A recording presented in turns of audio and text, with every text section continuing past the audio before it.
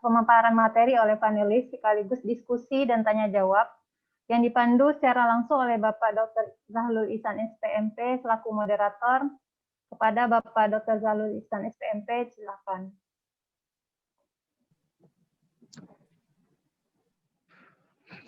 Ya, Assalamualaikum warahmatullahi wabarakatuh. Waalaikumsalam warahmatullahi wabarakatuh. Waalaikumsalam.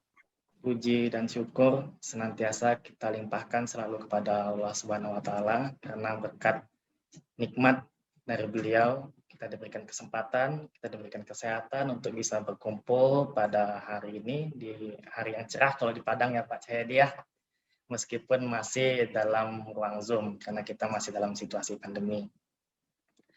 Kemudian selawat bertangkaikan salam, marilah sama-sama kita doakan kepada Allah, semoga selalu tercurah kepada pimpinan kita, Nabiullah Muhammad SAW. Allahumma sholli ala Muhammad wa ala ali Muhammad.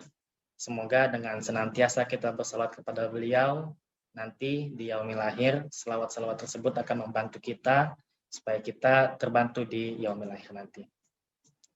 Kemudian yang sama-sama kita hormati, yang kami hormati Bapak Dekan Fakultas Pertanian, Bapak Dr. Insinyur Indra Dwipa. Kemudian yang juga kami hormati Bapak Wakil Dekan Fakultas Pertanian, Bapak Dr. Evelyn Aldon. Kemudian narasumber yang hari ini telah meluangkan waktu, telah ingin berbagi ilmu kepada kita semuanya, Bapak Dr. Cahyadi dan Bapak Profesor Dr. Aprisal. Terima kasih atas waktu dan kesempatannya. Kemudian yang sama-sama kita hormati juga Bapak dan Ibu dosen di lingkungan Fakultas Pertanian. Selamat bergabung.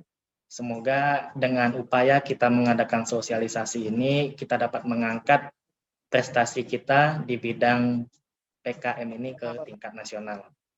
Dan juga yang teristimewa ini kepada anak-anak mahasiswa yang telah bergabung, kami ucapkan selamat datang. Kami siapkan ini semua untuk kalian. Jadi kami sangat berharap kepada mahasiswa supaya animo atau partisipasi terhadap acara penulisan proposal PKM ini dapat meningkat setelah acara ini. Nanti setelah sosialisasi ini, insya Allah kita akan mengagendakan agenda-agenda lainnya seperti workshop dan klinik langsung tentang penulisan proposal PKM. Baik Bapak Ibu peserta sosialisasi PKM semuanya, pada kesempatan kali ini mungkin kita akan membacakan dulu tata tertib acara sosialisasi, karena supaya acara kita yang kita angkat ini dapat berjalan lancar, tentu kita harus mempunyai aturan main ya Bapak Ibu semuanya. Pertama, kami minta kepada semua peserta untuk dapat menggunakan nama asli pada masing-masing akun Zoom. Kemudian nanti masing-masing narasumber akan menyampaikan materi itu kurang lebih 35 menit. Dan apabila sudah di 5 menit terakhir, kami mohon izin untuk mengingatkan kepada narasumbernya. Selanjutnya, setelah penyampaian materi oleh semua narasumber, nanti kita akan lanjutkan dengan sesi diskusi. Kemudian pada saat pelaksanaan sosialisasi, nanti kami harapkan semua peserta dapat mematikan suara Zoom, kecuali saat diminta oleh moderator pada saat sesi diskusi. Dan pada acara ini nanti kita akan fasilitasi juga dengan e-sertifikat, jadi mohon kepada semua peserta untuk dapat mengisi link absen, sehingga nanti sertifikat dapat kita kirimkan ke masing-masing emailnya. Dan link presensi itu nanti akan kita bagikan di akhir atau di pertengahan acara. Kemudian terakhir kami harapkan kepada semua peserta agar dapat mengikuti acara kita pada hari ini sampai dengan akhir, supaya dapat lebih bermanfaat. Baik Bapak Ibu peserta semuanya, tanpa memperpanjang mukadimah, mungkin saya langsung persilahkan kepada Bapak Dr. Muhammad Cahyadi untuk menyampaikan materi. Sedikit saya sampaikan mengenai Pak Cahyadi. Beliau merupakan putra Sumatera, jadi mungkin bagian dari kita semuanya juga di Sumatera. Kemudian beliau sekarang bertugas sebagai dosen di Fakultas Pertanian Universitas 11 Maret. Dan kisah sukses beliau di PKM ini, beliau tahun 2020 telah berhasil mengantarkan mahasiswa beliau itu 2 tim ke acara PIMNAS. Kemudian untuk tahun 2021 ini beliau telah mengantarkan 3 tim mahasiswa beliau itu berhasil didanai oleh Dikti. Jadi ini semoga penyampaian wejangan dari beliau ini dapat menjadi motivasi bagi kita di Fakultas Pertanian sehingga kita dapat meningkatkan prestasi kita di bidang PKM sesuai dengan apa yang diharapkan oleh Pak WD3 dan Pak Dekan tadi. Baik, selanjutnya saya persilakan kepada Bapak Dr. Muhammad Cahyadi untuk memberikan materi. Silakan Bapak. Ya, terima kasih Pak Zahrul Ihsan atas waktunya.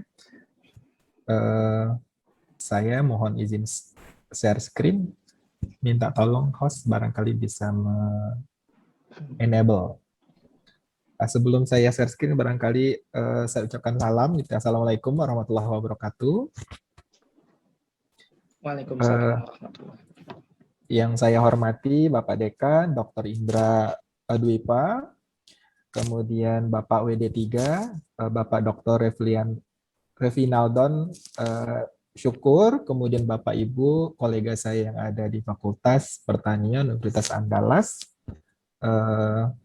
dan adik-adik mahasiswa yang memiliki keinginan untuk bergabung gitu, karena PKM itu butuh passion gitu ya. Jadi harus passionate sekali untuk melakukan pekerjaan ini gitu. Jadi saya ucapkan selamat datang, selamat bergabung di PKM. Kemudian yang tidak lupa gitu, yang saya hormati juga Prof. Aprizal nanti sebagai narasumber kedua. Izinkan saya untuk sedikit berbagi tentang pengalaman. Sebetulnya lebih senang begitu, karena kalau kita menceritakan sesuatu yang tidak pernah kita lakukan, maka itu feel-nya tidak akan begitu berasa gitu ya, dan menjadi sedikit hoax gitu ya. Jadi saya mohon izin share screen. Sudah tampak? Sudah Pak, sudah kelihatan. Sudah ya. Suara saya jelas ya Pak Aprizal? Jelas Pak, jelas. Ini full screen yang tampak ya? Ya, full screen. Presentasi kali ini akan saya mulai dengan quote sederhana gitu, bahwa ketika kita berbagi ilmu pengetahuan yang kita miliki, itu sebetulnya merupakan cara kita memberikan sesuatu kepada orang lain tanpa kehilangan sedikit pun apa yang kita punyai.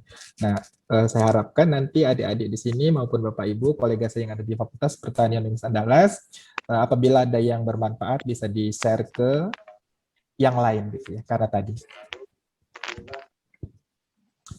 Sedikit memperkenalkan diri, jadi saya Muhammad Cahyadi, tadi sudah disampaikan oleh Mas Zahrul, Pak Zahrul tadi. Saya juga kelahiran Sumatera gitu dan asli Sumatera. Orang tua saya masih di sana, cuma memang karena waktu dan sekarang kondisi pandemi ini jadi sulit sekali untuk mudik. Kemudian saya yang berkaitan dengan PKM, jadi saya reviewer PKM di 2021 di UNS, maupun kemarin saya sempat ikut di nasional juga gitu untuk TOT-nya. Kemudian beberapa aktivitas saya terkait dengan keilmiahan ini adalah sebagai reviewer di beberapa jurnal internasional maupun nasional akreditasi. Langsung saja, mengapa mahasiswa itu harus ikut PKM gitu ya? Kalau kita ketahui gitu, kegiatan mahasiswa itu terdiri dari kegiatan akademis, kuliah gitu ya. Kemudian ada minat bakat, misalkan yang hobi olahraga atau seni dan sebagainya. Kemudian ada kegiatan lain dan kegiatan sosial. Nah, untuk kegiatan akademik sendiri itu ada bagian atau porsi perkuliahan, penelitian, kemudian penalaran. Nah, di mana letak PKM? PKM itu terletak di penelitian dan penalaran ini. Kemudian apa itu PKM? PKM itu program kreativitas mahasiswa, di mana di sana terjadi proses yang kreatif, namanya juga kreativitas. Gitu. Kemudian untuk menjadi kreatif ini kita bisa melakukan hal apapun sesuai dengan skim yang disediakan oleh PKM. Dan percayalah bahwa kenapa mahasiswa harus ikut PKM, karena dengan PKM ini kita bisa menjadi salah satu agen perubahan gitu ya. agent of change bahasa Inggrisnya. Jadi siapa yang bisa merubah, tadi sudah disampaikan oleh Pak Dekan di depan, suatu kaum itu tidak akan pernah berubah kalau bukan kaum itu sendiri yang mau berubah. Jadi mari kita berubah gitu ya, berubah. Kalau tadinya belum tahu PKM, kita tahu PKM sekarang dan nanti akan ikut PKM. Nah, proses kreativitas itu dibutuhkan yang namanya hard thinking skill, kemudian brainstorming, kemudian design, discussion, dan segala macamnya yang bisa menimbulkan kreativitas. Nah, caranya bagaimana? Ide itu tidak akan pernah datang gitu ya, kalau kita tidak mencari-cari. Caranya ya bisa dengan merenung gitu ya barangkali, kemudian memperbanyak literasi itu sangat penting karena semakin banyak membaca semakin ketahuan bodohnya kita, artinya kurang informasinya kita. Semakin banyak membaca maka kita bisa memperkaya informasi yang kita miliki. Nah, ide itu salah satunya bisa dilakukan dengan cara banyak membaca atau meliterasi berbagai sumber gitu. Kalau kita di kalangan akademik ada jurnal ilmiah, kemudian kalaupun misalkan ada artikel populer perlu kita buktikan dengan data ilmiah gitu ya, karena kita adalah di lingkungan akademik.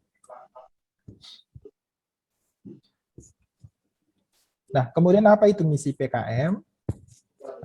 Untuk mahasiswa itu yang semula gitu ya, PKM mahasiswa itu sifatnya mungkin acuh tak acuh, kemudian ada individualistiknya, kemudian berbahasa visual sekarang gitu ya, karena dengan kemajuan dunia digital sekarang ini menjadikan kemungkinan terjadi sifat yang seperti ini atau kemungkinan sifat yang dimiliki mahasiswa yang acuh tak acuh, individualistik dan sebagainya tadi itu ada, sangat ada gitu di dalam diri mahasiswa.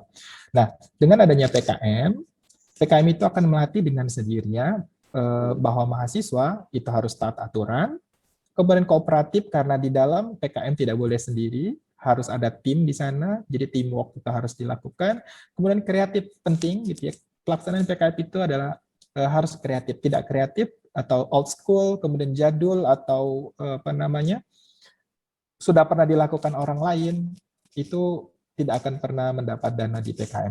Kemudian di dalam PKM juga berbahasa visual juga. Nah, kemudian tahap berikutnya adalah peserta PIMNAS. Berbeda dengan yang tadi gitu, mahasiswa pada umumnya, kemudian mahasiswa yang didanai PKM-nya. Kemudian untuk PIMNAS itu selain taat aturan, kemudian kooperatif, di sana ada inovatif dan berbahasa nalar. Jadi ketika ada diskusi di dalam PIMNAS, itu tidak mungkin tidak dilakukan dengan bahasa nalar atau bahasa ilmiah. Jadi harus didukung dengan data atau fakta yang ilmiah. Nah, sesuai dengan Tridharma perguruan tinggi gitu ya. Mohon maaf Pak Cahyadi. Iya, gimana? Slide-nya belum jalan atau gimana Pak ya? Ini sudah slide ke-8 di tempat saya. Dari tadi masih di depan. Oh, masih di depan Pak. Sebentar, kita ulang sedikit ya. Nah. Nanti kalau ada apa-apa langsung dicolek aja, Mas. Ya, saya kira memang masih di depan ya. Parah. Sebentar saya stop skills dulu. Stop.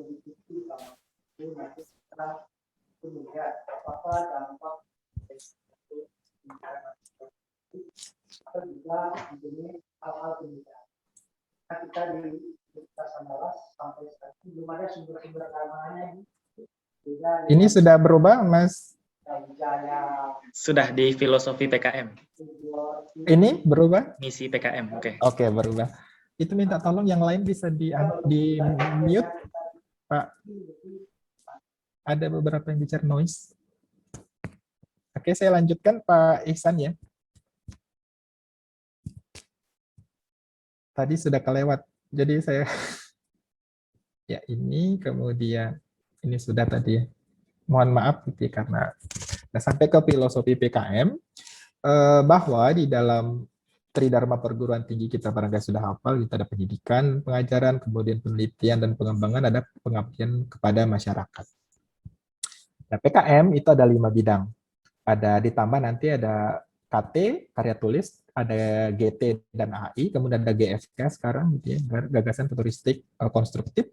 Nah, PKM itu membutuhkan HOTS atau Higher Order Thinking Skill, kemudian Creative Thinking dan Critical Thinking, serta soft skill, kemudian komponen abad 21 hard skill, dan ini dibutuhkan untuk menjadikan sosok mahasiswa itu one whole package gitu ya. Jadi dia satu paket utuh yang luar biasa gitu ya. Nah, selain itu untuk perguruan tinggi gitu ya, PKM itu juga bisa sebagai salah satu wadah peningkatan mutu lulusan. Karena apa? PKM terlibat langsung gitu ya di pemeringkatan universitas secara nasional. Nah, di situ ada manajemen skill karena mengelola PKM itu butuh manajemen tertentu, academic knowledge-nya juga pasti gitu ya, karena ini tidak didapatkan di kuliah beberapa gitu, karena apabila topiknya tidak berkaitan langsung dengan mata kuliah, maka kita butuh ekstra membaca. Kemudian communication skill. Nah, karena di PKM itu ada dua cara berkomunikasi, satu dengan poster, yang kedua itu dengan oral presentation, sehingga skill dalam berkomunikasi itu sangat dibutuhkan. Tidak meyakinkan maka tidak akan dapat medali gitu ya. Kemudian skill of thinking. Nah, karena dituntut berpikir cepat gitu ya. Jadi ketika kalau saya bilang ke adik-adik bimbingan saya, PKM atau PIMNAS itu seperti ujian disertasi, bahkan lebih gitu. Karena apa? Reviewernya levelnya nasional dan sudah pada profesor, dan pertanyaannya itu menukik gitu, dan kadang-kadang mematikan. Nah, apabila adik-adik sekalian itu tidak siap gitu ya, tidak siap berpikir cepat, nanti bisa down mentalnya, kemudian tidak bisa menjawab. Nah, kurangnya skill dari keempat macam skill ini akan mengakibatkan mungkin gitu ya mutu lulusannya tidak sebaik apabila keempatnya dipenuhi. Nah, tujuan PKM itu berorientasi ke masa depan, kemudian menjadikan lulusan kita gitu ya, itu menjadi lulusan yang unggul, kompetitif, adaptif, fleksibel, dan produktif, kemudian memiliki daya saing dan karakter Pancasila. Kalau ini butuh mata kuliah pendidikan Pancasila barangkali ya. Kemudian selain itu tadi untuk secara SDM, kemudian secara langsung itu PKM itu menjadikan mahasiswa tahu dan taat aturan. Tidak taat aturan barangkali nanti Prof. Afrizal akan menyampaikan gitu ya. Sedikit saja tidak sesuai dengan aturan yang dibuat di panduan, maka itu akan dicoret secara langsung. Kemudian yang kedua, pribadi yang kreatif dan inovatif. Kemudian objektif kooperatif. Nah, itu yang tujuan dari PKM. Nah, kita masuk ke inti acara gitu ya. Tadi mukodimanya sedikit. Jadi ini saya ambilkan dari Instagram Ditjen Dikti dan PKM Nasional gitu. Jadi sebaran proposal PKM 2021. Di sini untuk perguruan tinggi, 20 besar perguruan tinggi gitu yang menyumbang proposal gitu. Jadi di sini ada ITS yang paling tinggi, kemudian di mana posisi UNAN dia ada di sini, mungkin sekitar 18 mungkin ya. Cukup baik gitu ya, ada 593 proposal di secara universitas. Kemudian dari semua skim PKM yang ada, itu ternyata yang paling diminati ada PKMK gitu ya. Kemudian diikuti kedua itu PKMR, kemudian PKM CM. Nah, jadi adik-adik sekalian maupun kolega saya yang ingin menjadi dosen pembimbing, mungkin kita bisa berkaca dari sebaran ini gitu. Kalau kita mau ambil atau kemungkinan lolosnya tinggi, mungkin kita ambil skim yang peminatnya tidak terlalu banyak gitu. Itu bisa menjadi salah satu strategi. Atau kalaupun misalkan kita ingin di skim yang kompetitif, sangat kompetitif ini, berarti betul-betul proposalnya harus disiapkan secara matang gitu. Karena saya yakin betul gitu ya Bapak Ibu, karena saya membimbing PKM itu sejak tahun 2017 gitu ya, kualitas proposalnya itu jauh di atas kualitas proposal yang dibuat oleh kita gitu selaku dosen pembimbing. Mereka membuatnya itu luar biasa bagus gitu ya. Nanti saya ceritakan di belakang. Nah, kemudian ini sebaran perguruan tinggi yang lolos PKM didanai tahun 2021. Di mana letak UNAN ada di posisi 15, masih di 20 besar gitu. Dan di sini yang lolos masih tetap didominasi oleh langganan gitu ya. Jadi ada UGM, kemudian UB, IPB itu yang menjadi langganan juara timnas gitu ya. UNS itu banyak di begininya, tapi nanti zong biasanya di medali. Kita masih sama gitu ya, masih berjuang keras untuk mendapatkan medali. Nah, kemudian kita lihat lagi. Total proposal yang di input atau di submit atau berhasil dikirim oleh adik-adik mahasiswa itu sekitar 60.000 kurang sedikit gitu ya. Dari PKM Dikti dan PKM Vokasi. Dan surprisingly gitu yang sangat mengagetkan bahwa tidak lolos itu lebih dari 60% atau sekitar 69,2% untuk dikti ya selaras gitu ya. Dan di sekolah vokasi juga sama, 65,2% yang tidak lolos. Apa yang menyebabkan mereka tidak lolos? Kita lihat gitu. Sebelum mungkin di belakang. Ini kebanyakan tidak lolosnya dari mana? Ini tahap 1. Tahap 1 itu administrasi, artinya proposal yang dikirimkan itu tidak taat administrasi. Nah, kemudian yang berhasil lolos tadi, yang sebesar 30%-an tadi, itu kemudian di tahap 2, di seleksi substansi, hanya 4.522 proposal yang lolos se-Indonesia, atau sekitar 8,26% dari total 54.746 proposal yang disubmit. Kecil gitu ya. Nah, untuk PIMNAS nanti itu barangkali hanya 10%-nya saja, berkisar antara mungkin sekitar 5-600 laporan gitu ya akan ditandingkan di PIMNAS. Jadi sangat kecil sekali, jadi sangat kompetitif. Nah, apa yang menyebabkan di tahap 1 tadi tidak berhasil didanai? Yang pertama, itu alasannya adalah tingkat kreativitas proposal yang itu sudah terulang atau novelty-nya kurang, tingkat kebaruannya kurang. Kemudian bobot tantangan intelektualnya juga kurang, itu sekitar 16,2%. Kemudian salah kamar yang kedua. Jadi misalkan PKM PI seharusnya masuknya ke PKM PM, nanti saya jelaskan bedanya di mana di belakang. Jadi salah kamar, kalau salah kamar ya gimana mau dapat yang kita tuju gitu ya. Jadi kalau harusnya ke kamar A, kita ke kamar B, ya nggak akan ketemu apa yang kita tuju.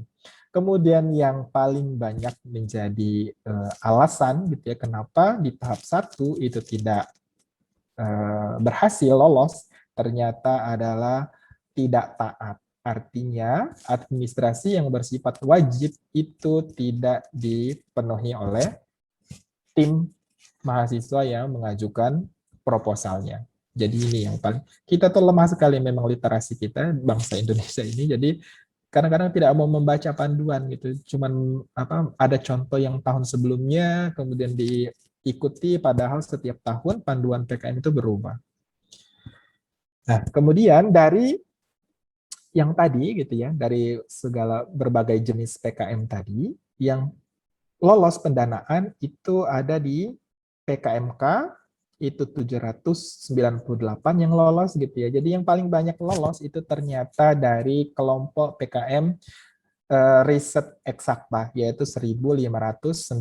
Mungkin ini bedanya yang di eksakta ini lebih taat aturan gitu ya daripada yang di sosial. Kemudian di sosial juga ada 664 dari 6.000, mungkin sekitar 10% gitu ya. Ini sekitar 15%, artinya persentasenya itu lebih tinggi daripada yang lain. Kemudian dan seterusnya, mungkin nanti bisa dibaca di slide. Nah, untuk agar proposal kita didanai, setidaknya itu mengikuti dua tahapan gitu perseleksian. Yang pertama itu dilakukan oleh satu orang penilai atau reviewer gitu. Ini dilakukan secara nasional, dan jangan berharap bahwa reviewer misalkan dari Andalas itu akan mereview proposal dari Andalas juga, itu tidak mungkin gitu karena sudah diatur oleh sistem. Kemudian yang kedua adalah administrasi dan kreativitas, itu dicek oleh satu orang penilai. Sekalinya misalkan di sini administrasinya, misalkan ukuran font, kemudian letak halaman, kemudian penulisan daftar pustaka, dan seterusnya itu tidak sesuai dengan panduan, maka itu adalah harga mati untuk tidak diloloskan, walaupun secara ide brilian. Kemudian tahap kedua adalah dinilai oleh dua orang penilai atau di dua orang reviewer. Di sini yang dinilai adalah substansinya, jadi administrasinya sudah tidak. Nah, kemudian setelah tahap kedua itu akan dinilai oleh tim Belmawa dan tim pakar nasional, kemudian penentuan passing grade, maka akan ditentukan siapa pemenangnya. Biasanya gitu yang lulus passing grade itu yaitu yang akan didanai. Nah, untuk yang didanai ini karakternya. Jadi untuk penilaian tadi itu maksimal 700 per proposal gitu. Kemudian nilai minimal 100. Kemudian nilai passing grade itu adalah total dari nilai dari dua reviewer, di mana dari dua reviewer tadi itu tidak boleh lebih dari 100 perbedaan penilaiannya. Misalkan reviewer A menilai 600, reviewer B menilai 450, itu kan lebih dari 100, maka itu perlu didiskusikan kembali. Kemudian passing grade itu biasanya yang sudah didanai, jadi tadi kalau ada Pak Dekan menyampaikan atau Pak WD3 menyampaikan ada satu kelompok dari Fakultas Pertanian Andalas yang lolos gitu, itu nilai proposalnya itu sudah di angka 1.100 sampai 1.200. Artinya itu nilai rata-rata dari dua reviewer 550 minimal. Jadi sudah sangat baik itu nilai secara proposal. Kemudian di PKM ini juga tidak ada kuota, artinya sebarannya tergantung betul-betul dari ranking proposal yang ada. Jadi tidak misalkan UNS dibagi 100, UNAN dibagi 100, tidak, tetapi di ranking secara nasional. Kemudian penentuannya secara terbuka, kemudian hasilnya itu juga disahkan secara institusional oleh Direktur Belmawa. Nah, untuk kriteria pengusul ini mungkin akan berubah gitu ya. Untuk tahun 2000 atau tahun ini kriterianya seperti ini. Untuk tahun depan belum tentu, oleh karena itu adik-adik sekalian gitu atau dosen pembimbing itu harus membaca panduan. Kalau tidak baca panduan nanti salah gitu. Sayang kalau misalkan substansinya sudah bagus, gara-gara administrasi yang tidak baik tidak didanai. Jadi sangat sayang. Nah, kemudian dalam PKM itu kita harus meningkatkan budaya literasi gitu ya. Jadi membaca buku pedoman PKM itu harus, buku pedomannya pun yang terkini gitu ya. Artinya kalau tahun 2020 berarti buku pedoman PKM 2020 yang dibaca. Kalau 2021, 2021 dan seterusnya. Kemudian karena di dalam buku pedoman itu terjadi perubahan baik itu minor ataupun mayor. Kalau minor mungkin hanya beberapa kalimat atau persyaratan tertentu, tapi kalau mayor berarti lumayan banyak. Contohnya di tahun lalu gitu ya, terjadi perubahan karena ada pandemi, maka PKM itu berubah total gitu panduannya. Kemudian yang harus kita lakukan adalah perbaiki literasi atau banyak membaca dan jauhi copy paste. Bukan hanya dijauhi, itu harus dihindari gitu ya, copy dan paste. Tentu kenapa yang instan itu tidak akan pernah lebih bagus gitu ya daripada yang berproses. Strategi agar proposal didanai. Kalau secara dirangkum gitu simple gitu ya. Yang pertama sesuai administrasi, yang kedua format proposalnya sesuai dengan panduan PKM yang berlaku, kemudian yang ketiga tidak salah kamar, dan yang keempat ada level kreativitas program yang kita tawarkan itu harus memenuhi aspek keterulangan topik, itu tidak boleh gitu. Artinya kalau sudah dilakukan orang biasanya tidak didanai juga gitu ya. Kemudian bobot tantangan intelektual ini luar biasa gitu. Kalau Bapak Ibu yang pernah mendampingi adik-adik di PIMNAS itu ya tadi itu saya bilang seperti bobotnya itu seperti ujian disertasi gitu ya. Tekanannya itu luar biasa. Kemudian harus ditekankan pada aspek kreativitas dan substansi. Nah, ketika kita mempersiapkan proposal PKM, yang pertama harus dilakukan adalah memahami format penulisan. Ini juga disesuaikan dengan pedoman PKM yang terbaru. Jadi jangan sampai tadi salah menggunakan pedoman gitu ya. Kita hidup misalkan yang beragama Islam, kita ada pedomannya gitu ya. Selama sesuai pedoman maka akan selamat di akhirat, sama gitu di PKM juga. Kalau sesuai pedoman setidaknya kualitasnya belum dilihat dulu ya. Yang penting pedomannya sudah sesuai dulu gitu ya. Kemudian hindari juga larangan dalam penulisan. Misalkan kalau diminta jumlah halaman itu maksimal 10 halaman, jangan diberi 11 halaman. Bersedekah boleh tetapi pada tempatnya gitu. Jadi kalau di PKM diminta 10 halaman, jangan diberi tambah menjadi 11 halaman, karena itu juga nilai mati nanti. Kemudian, nah itu dia, akibatnya kan skor mati gitu di poin berikutnya. Kemudian saat pelaksanaan di tahun 2022, pastikan bahwa yang ikut di program itu masih berstatus sebagai mahasiswa. Jadi kalau misalkan masih pengen gitu ya tunda kelulusannya, tapi nanti impact-nya terhadap kinerja fakultas di kriteria yang lain gitu ya, atau digantikan dengan yang lain gitu ya, adik-adik angkatannya yang lebih muda. Itu makanya PKM itu dianjurkan tidak satu angkatan, boleh beberapa angkatan, kemudian boleh juga dari berbagai macam program studi, yang tidak boleh berbagai macam universitas. Kemudian ini PKM R gitu ya. Untuk PKM R itu ada dua, ada RE dan RSH. Jadi untuk mendapatkan ide penelitian apa yang harus dilakukan, ya merenung gitu ya. Jadi merenungnya bukan merenungi nasib, tapi merenungi masa depan gitu ya. Sifatnya bisa pembuktian gitu ya. Kemudian mengungkap sesuatu yang baru, eksplorasi, modeling, bisa ini banyak gitu ya. Di pertanian itu banyak sekali yang bisa kita lakukan. Karena apa namanya, spek saya itu banyaknya gitu ya, banyaknya yang didana itu dari PKMR ini gitu. Jadi kalau saya kasih contoh, misalkan di Padang ada sesuatu yang baru, tidak yang belum tereksplor dengan baik. PKM itu untuk R itu karena kita harus head to head dengan mahasiswa dari kesehatan gitu ya, misalkan farmasi, kedokteran, kemudian barangkali ada beberapa yang teknik juga masuk di sana. Kita head to head-nya itu dengan mereka gitu. Kalau ide kita itu biasa saja, sulit untuk mendapat menang walaupun bisa sampai PIMNAS. Karena apa? Tadi bobot tantangan intelektualnya itu harus sangat dalam. Contoh saya beri gitu di bidang pertanian. Barangkali kalau di UNS ada yang namanya agrofarmaka gitu. Jadi yang seputar apa namanya? Produk agriculture, tapi ada fungsi farmasinya gitu. Jadi untuk obat-obatan itu sangat disukai sama reviewer gitu ya. Karena dan kita nggak bisa cuma di pertanian, tapi kita harus apa namanya, merangkai ide kita itu ke apa bidang lain. Kalau saya sih banyaknya di kesehatan. Gitu. Nanti saya kasih contoh-contoh apa namanya PKM-nya adik-adik yang didanai gitu ya.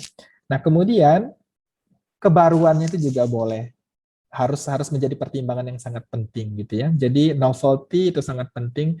Memang apa namanya PKM itu luar biasa gitu. Dimintanya itu yang outstanding dengan dana yang tidak seberapa itu gitu. Tetapi mahasiswa banyak yang bisa melakukan itu. Jadi kalau mereka yang lain bisa, kenapa kita enggak?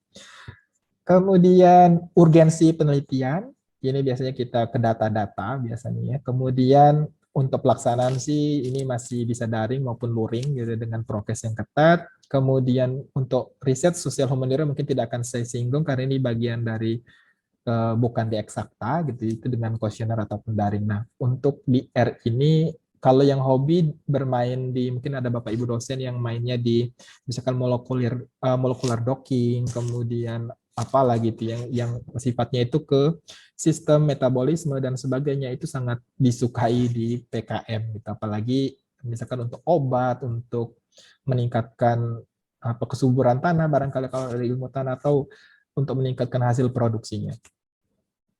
Kemudian yang kedua proposal PKM PM. PM ini lebih menurut saya lebih harusnya itu lebih gampang gitu dibuat dan lebih memungkinkan untuk didapat selama kita ikuti panduan tadi. Karena di PM itu tidak dituntut novelty gitu. Yang dituntut adalah teknologi atau apapun bentuk yang kita tawarkan ke masyarakat itu menjadi solusi atas permasalahan masyarakat yang kita jadikan mitra.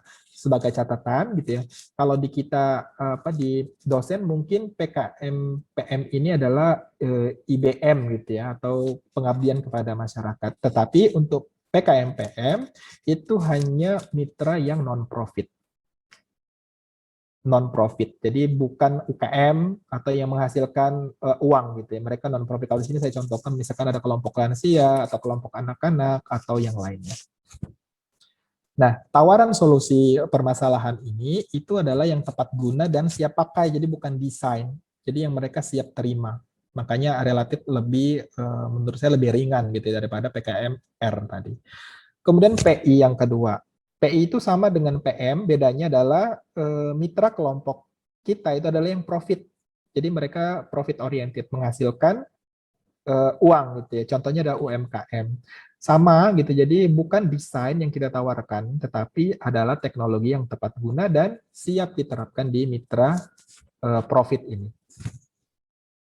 Karakteristiknya itu. Kemudian untuk KC, kalau KC ini kalau di PI barangkali itu yang diterapkan, nah kalau di KC itu butuh merenung juga gitu ya. Jadi kita merenung untuk menemukan karya yang realistis. Manfaatnya bisa untuk masyarakat, industri, negara, atau kemajuan iptek gitu ya. Nah, karena dia realistis, itu memungkinkan gitu ya, desain kita ini itu direalisasikan dalam jangka yang pendek, artinya waktunya tidak terlalu lama. Ini bedanya dengan mungkin PKM-PKM GFK atau GT. Kemudian desain yang kita buat tadi atau karsa cipta yang kita buat tadi itu harus dilandasi dengan data ilmiah dan dijelaskan secara logis. Kemudian yang selanjutnya proposal PKMK. Ini yang harus diperhatikan adalah mahasiswa itu sebagai pebisnis. Jadi kita ketika mengajukan proposal PKMK dilarang keras gitu ya, kalau ada di situ pernyataan untuk misalkan membantu masyarakat dan seterusnya. Beda gitu ya. Itu tadi skimnya ada di tempat yang lain tadi gitu ya. Nah, untuk K itu mahasiswa yang melakukan. Kemudian di dalam PKMK ini, keberlanjutan bisnis yang ditawarkan itu sangat penting. Jadi bagaimana kita menceritakan manfaat atau kemungkinan keberlanjutan program kewirausahaan ini itu sangat penting di dalam proposal PKMK. Kemudian karena itu tadi gitu ya, keberlanjutan, kita harus analisis SWOT dan segala macamnya, itu harus kita buatkan seprofesional mungkin.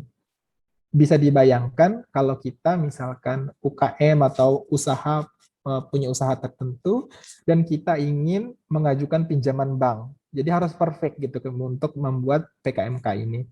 Ya, bisnis ditawarkannya itu kita harus betul-betul memberikan cerita bahwa bisnisnya itu menjanjikan, prospeknya bagus, peluang pasarnya bagus, dibuktikan dengan analisis SWOT gitu ya. Kemudian cash flow-nya juga tersedia untuk 5 tahun ke depan, sehingga fungsi dari dana dari PKMK itu adalah fungsi stimulus gitu ya. Jadi untuk memulai usaha yang baru ini. Nah, pola pikir bisnismen itu harus melekat di masyarakat. Jangan misalkan ini karena ini PKM gitu, bentuknya hibah tidak harus dikembalikan, tetapi harus ditanggung-jawabi. Kalau misalkan bisnisnya berlanjut itu akan lebih baik. Mungkin kolega yang ada di Fakultas Pertanian di bidang agribisnis barangkali sudah biasa dengan hal ini. Kemudian yang selanjutnya adalah proposal PKM GFK. GFK itu gagasan futuristik konstruktif. Tujuannya adalah untuk memotivasi partisipasi mahasiswa dalam mengelola imajinasi, persepsi, dan nalarnya untuk memikirkan tata kelola yang futuristik tetapi konstruktif. Dan di sini topiknya itu SDGs gitu ya. Selain SDGs itu ada solusi keprihatinan bangsa Indonesia. Nah, kunci dari gagasannya itu harus berorientasi pada masa depan, kemudian manfaatnya itu luas dan berkesinambungan, kemudian berpotensi diimplementasikan. Artinya saat ini dalam waktu yang dekat itu mungkin sulit untuk dilakukan tetapi memungkinkan. Itu kata kunci untuk GFK. Nah, untuk topiknya ada 17 tema SDGs, ada kesetaraan gender, hunger gitu, atau kelaparan, education, pendidikan, environment, lingkungan, dan selanjutnya itu ada di buku panduan PKM. Kemudian yang selanjutnya adalah keprihatinan bangsa, misalkan ada narkoba, korupsi, radikalisme, bencana, dan sebagainya itu juga menjadi topik-topik di PKM GFK. Kata kuncinya adalah dia berpotensi untuk diimplementasikan, tetapi tidak sekarang, masa depan. Kemudian yang baru itu ada PKM PI, gitu ya. Sorry, ini KI, masih PI di situ ya.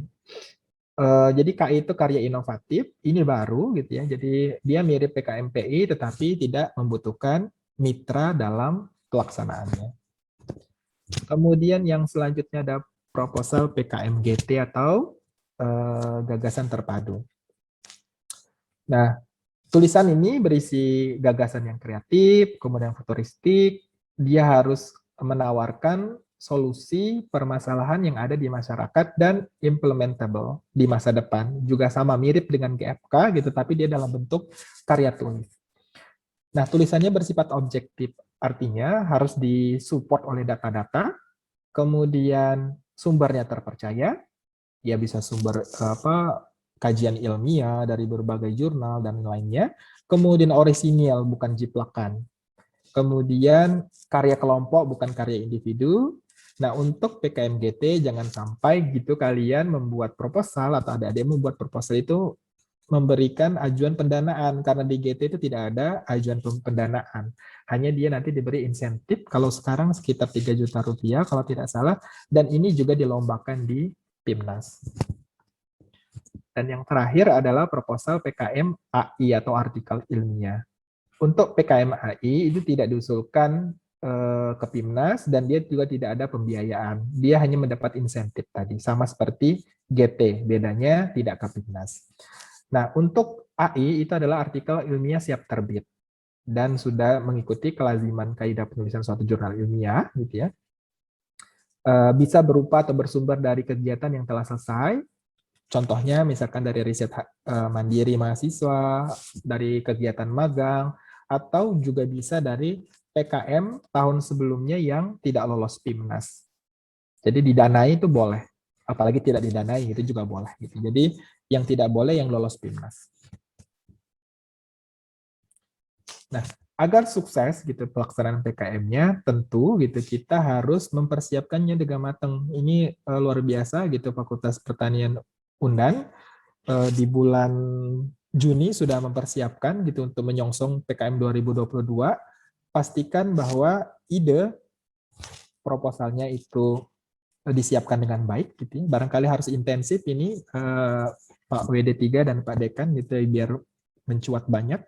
Kemudian kerangka ide dan pembentukan tim ini kalau tidak kita trigger atau kita beri motivasi ke mahasiswa kadang-kadang abai gitu, lupa, lalai gitu. Jadi butuh dikumpulkan. Kalau tidak tersistem tidak akan dapat ya sesuatu yang besar gitu. Artinya rotinya kalau misalkan kalau dengan sendiri-sendiri itu ya tadi passion itu bisa memang dari dirinya sendiri atau bisa dibiasakan. Agar terbiasa ya butuh penanganan yang serius dan intensif gitu ya. Jadi ini bisa disiapkan juga. Nanti bisa dibantu Bapak Ibu dosen kalau nggak punya ide dengan ngobrol itu bisa keluar ide. Kemudian yang selanjutnya adalah penyusunan proposal. Ini pastikan tadi disusun dengan baik sesuai dengan panduan, kelengkapannya sempurna, tanda tangannya lengkap dan segala macamnya gitu. Kemudian kualitas tulisannya itu juga baik. Ini harus dibuktikan dengan state of the art. Barangkali untuk PKM riset itu penting sekali ya, state of the art. Artinya ruang di mana penelitian kita akan dilakukan dibandingkan dengan yang sudah dilakukan oleh orang lain. Kemudian yang selanjutnya adalah pelaksanaan kegiatan, ini sangat penting juga, jadi harus memulai kegiatan, kerjasama tim, teamwork. Kalau dikerjakan sendiri, saya khawatirnya depresi gitu mahasiswanya. Jadi memang harus dilakukan secara tim karena banyak sekali pekerjaan yang harus diselesaikan. Kemudian finansial juga harus disupport ke kami di UNS. Itu kalau biasanya untuk memulai PKM ini diberikan dana talangan dulu dari universitas karena biasanya yang dari pusat itu agak terlambat pencairannya. Kemudian pastikan supporting facility di lingkungan kampus ataupun di tempat yang lain boleh gitu ya.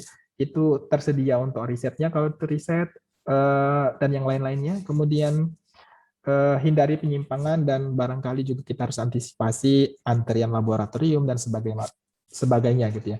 Karena pengalaman saya di UNS sendiri gitu ya, karena beberapa alat itu tidak tersedia di fakultas harus ke fakultas yang lain dan itu ternyata prosesnya sangat ribet. Masih suka yang begitu Indonesia gitu ya. Jadi masih suka yang mempersulit kalau ngapain digampang-gampangin kalau bisa disulit-sulitin gitu. Dan harus matur ke Pak WR3 langsung biar segera ditangani gitu ya. Salah satunya begitu dulu. Nah, ini harus kita hindari. Mungkin ini disupport oleh kebijakan Pak Dekan gitu ya.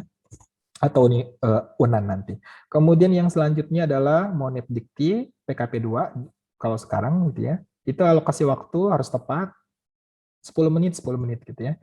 Kemudian kesiapan pamer, artinya yang kita lakukan selama ini apa yang harus kita pamerkan atau disampaikan ke reviewer gitu. Kemudian kesadaran peran dari tim kelompok.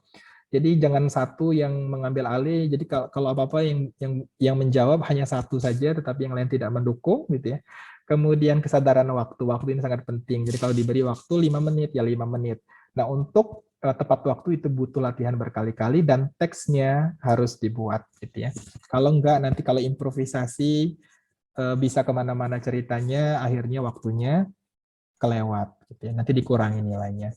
Nah, jalan panjang menuju PIMNAS gitu ya. Mungkin nanti akan banyak dikupas oleh Prof. Aprisal gitu ya. Ini jalan panjang menuju PIMNAS dan medali. Jadi ketika kita di PIMNAS itu harus yang harus kita siapkan adalah luaran dan laporan gitu ya. Pastikan itu sesuai dengan yang diminta. Poster desainnya harus apik, kemudian strukturnya harus jelas, lengkap, dan informatif. Kemudian ketika presentasi itu didesain presentasinya juga, jadi kualitas isi, tampilan PowerPoint, kerunutan atau sistematis dalam menyampaikan, kelengkapan dan durasi itu harus dilatih. Kemudian presentasi PIMNAS gitu ya. Ini ada sikap, kerjasama, dan peran yang dinilai di sana. Kemudian gaya dan nada, jadi intonasi suara, penekanan tertentu itu harus dilatih. Kalau tidak bisa tidak dilatih nih Bapak Ibu, jadi harus dilatih. Penguasaan materi ini juga harus dilatih. Kalau kami di sini kadang-kadang mengundang beberapa pakar gitu ya untuk memberikan review ketika mereka latihan presentasi, diberi masukan. Kemudian kelengkapan demo, artinya data dan PowerPoint-nya tadi bagus gitu ya. Nah, PIMNAS gitu ya. Kenapa sih PIMNAS ini menjadi sekarang menjadi perhatian oleh banyak universitas gitu ya. Karena PIMNAS itu merupakan ajang bergengsi kreasi mahasiswa se-Indonesia. Kalau di antara Bapak Ibu ada yang pernah membimbing sampai PIMNAS itu memang luar biasa. Iklim akademik dan kompetisinya itu luar biasa gitu. Sebagai dosen saja merasakan itu, apalagi sebagai peserta PIMNAS dari mahasiswa. Energinya itu luar biasa. Seru gitu ya, seru banget. Sudah kayak mewakili nama negara di tingkat internasional barangkali ya. Kemudian setiap tahun dilakukan, ada merupakan indikator peringkat perguruan tinggi secara nasional. Makanya tadi disampaikan Bapak Dekan tadi, mari kita bersama-sama menyumbang gitu ya, menyumbang untuk pemenuhan IKU atau indikator kinerja utama yang ditetapkan oleh kementerian dan diturunkan ke universitas.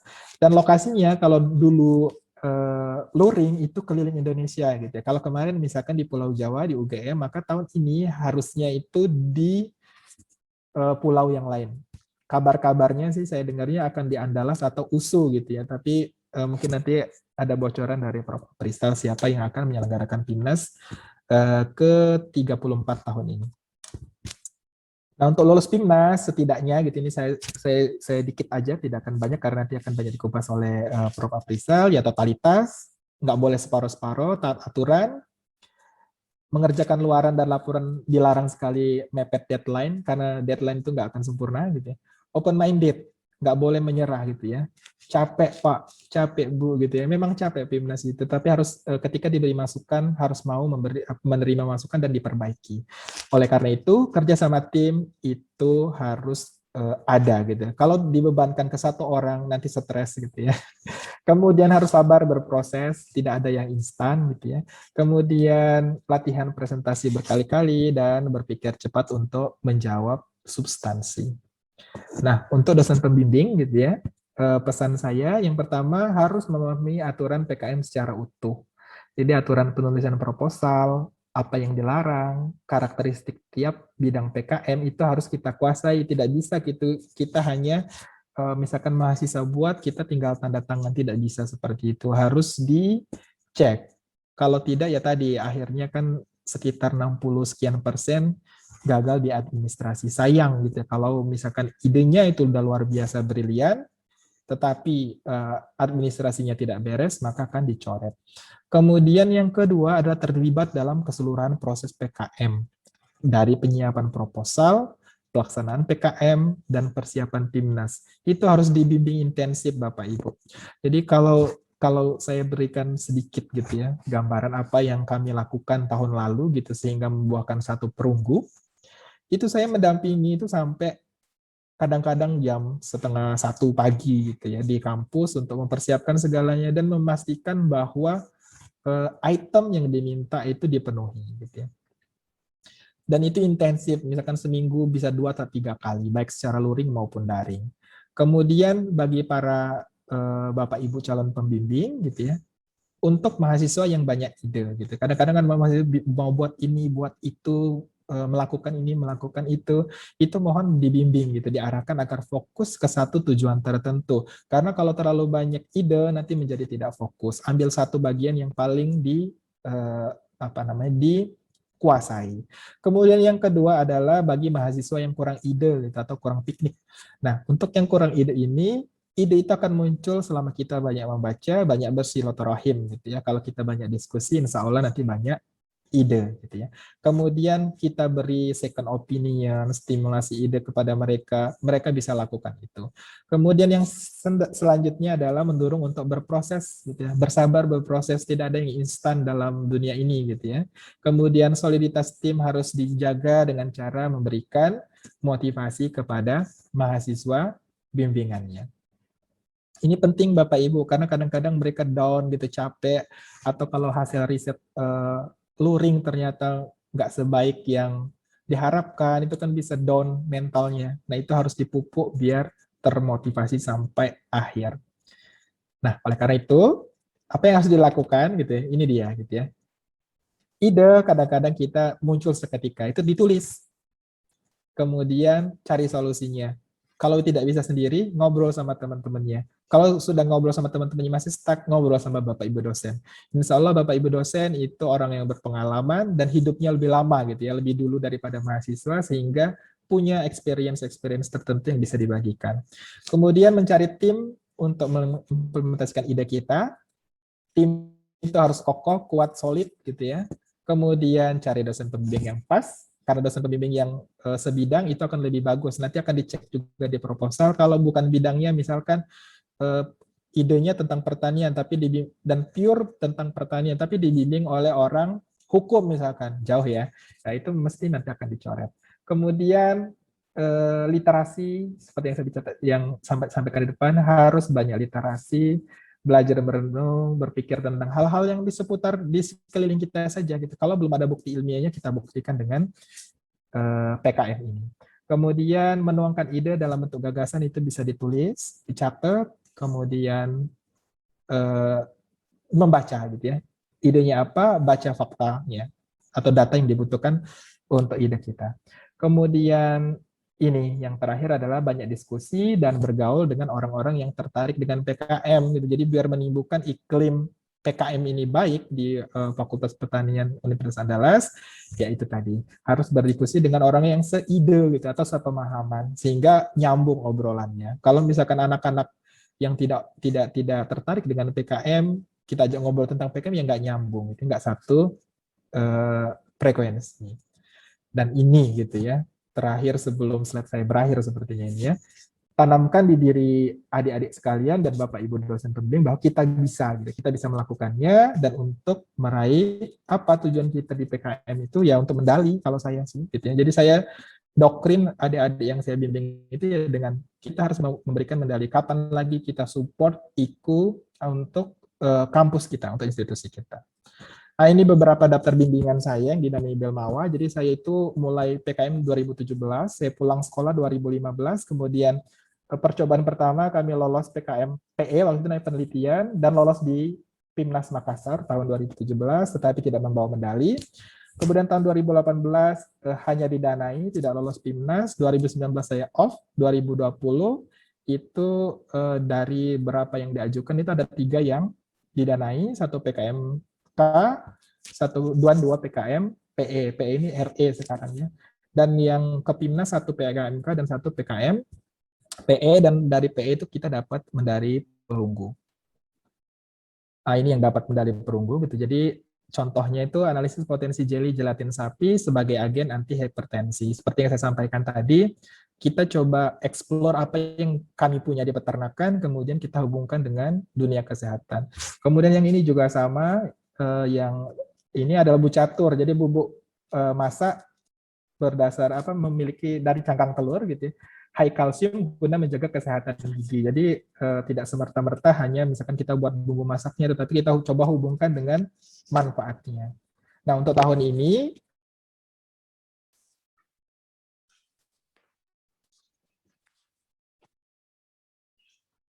kami gitu, jadi RE-nya ada judulnya di situ, kemudian GFK juga ada judulnya di situ. Saya kira itu yang bisa saya sampaikan. Semoga tidak melebihi jatah waktu.